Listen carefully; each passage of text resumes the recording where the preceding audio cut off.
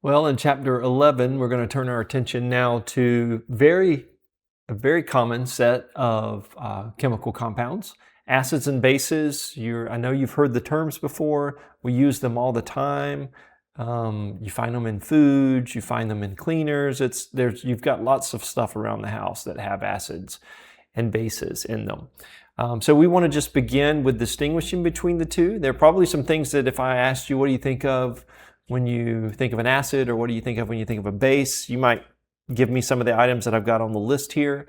From a taste perspective, acids taste sour. The easiest way to me to remember that is that there is an acid called citric acid that you're probably familiar with that shows up in citrus fruit. And that can be really sour, right? Think of a grapefruit or an orange that's not that sweet, right? So acids tend to taste sour, whereas bases tend to taste bitter. And so an example of a base would be baking soda. There are milk of magnesia also is a base. There are different things. Some of those have sweeteners added to it, like when you eat an antacid, it's a base. They're not sweet by default. I know Tums kind of tastes good, even because they've added some flavor to it, but it wouldn't taste very good all by itself. It's bitter. So anyway,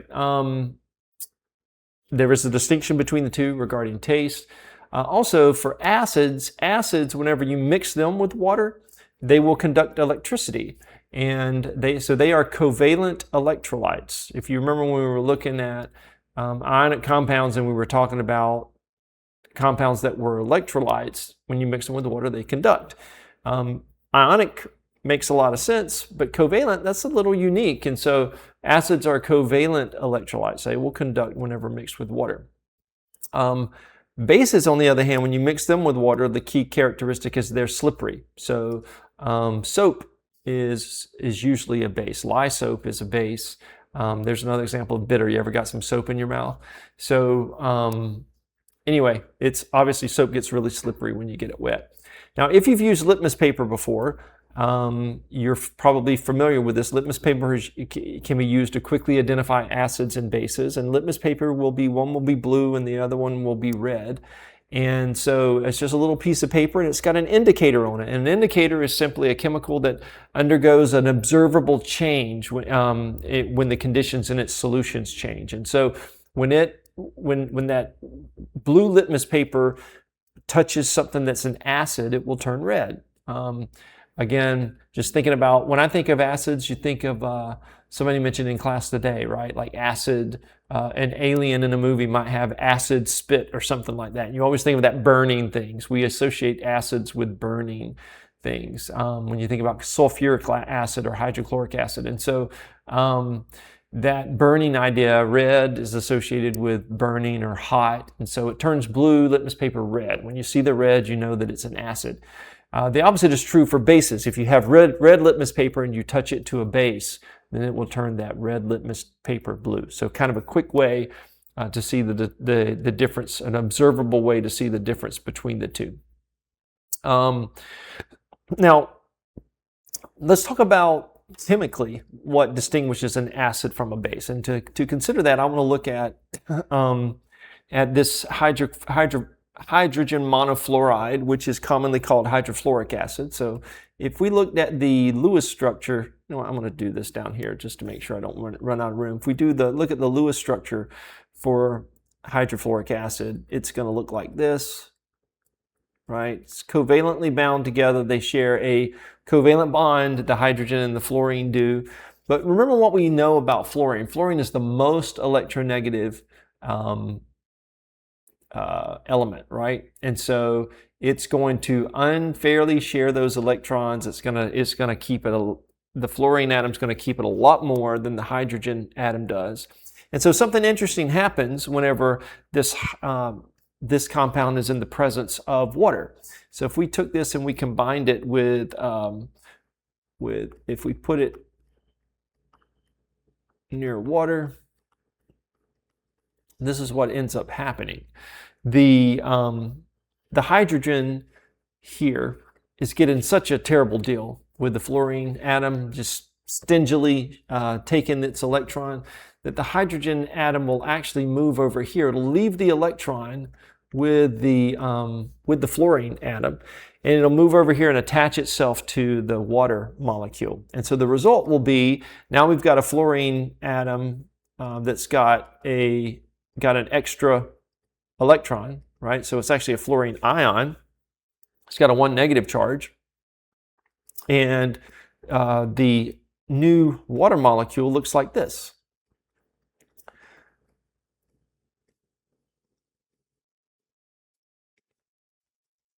Right? It's got an extra hydrogen, but remember that hydrogen doesn't have an electron. And don't forget, hydrogen atom only has 1 proton and 1 electron. So if it's a hydrogen atom without an electron, then it's simply a proton, right? So this water molecule with this new hydrogen ion attached to it carries a single plus charge, because that hydrogen is just a single proton since it lost its electron.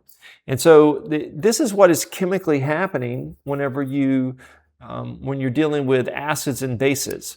There will always be this transfer of a hydrogen atom that's lost its electron. All right, and so basically a single proton is donated, because that's what a hydrogen atom is without an electron. So basically the result in this case is a single fluorine ion, and this is the hydronium polyatomic ion, right? We learned about that in, oh man, what chapter was that? Chapter 8, I think it was.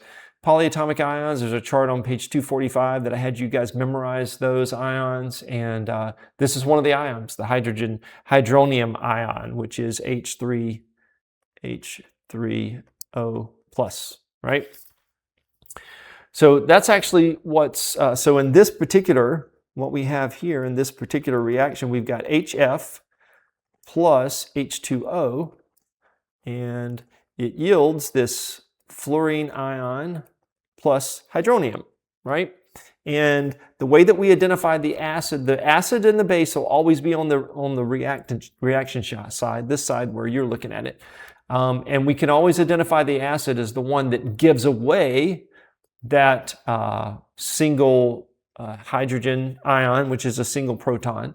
So it's going to give away the H plus, or give away the proton, and the base will always be the substance that receives that hydrogen ion or that proton, right? So in this case here, the HF gave away this H, right? And so it is functioning as the acid, and the H2O received the H that was given away, right? We see it being attached over here. And so it is the base on the reactant side. So these reactions you always have an acid and always have a base. They're acid-base reactions, okay? So that gives us a fourth point that we want to add to our list here as we're distinguishing acids from bases. Acids are known as proton donors, right? Proton or H plus donors. They give H pluses away, all right? Whereas bases are proton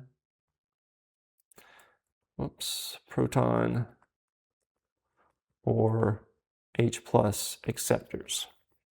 All right, so chemically, that's how we define acids and bases. So again, H plus, if there's no electron there, it's just a single proton. So we just kind of use that interchangeably, an H plus ion or a proton.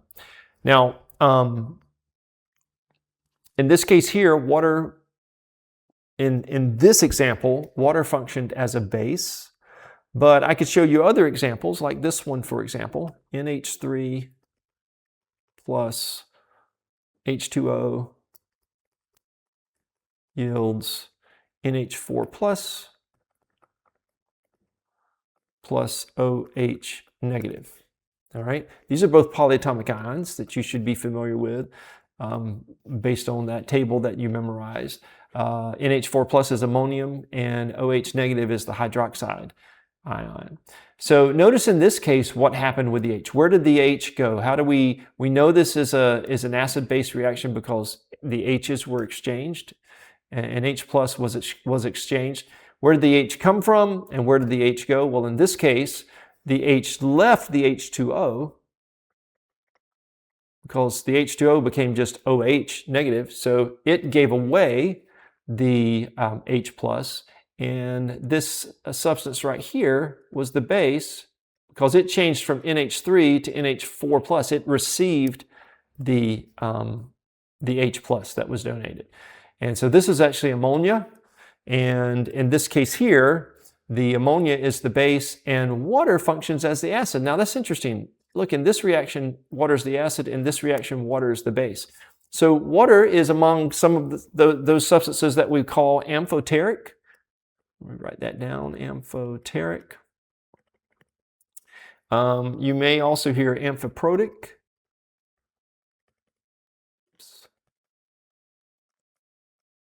And the idea there is that this is a chemical that is capable of being an acid or a base. So these chemicals can be an acid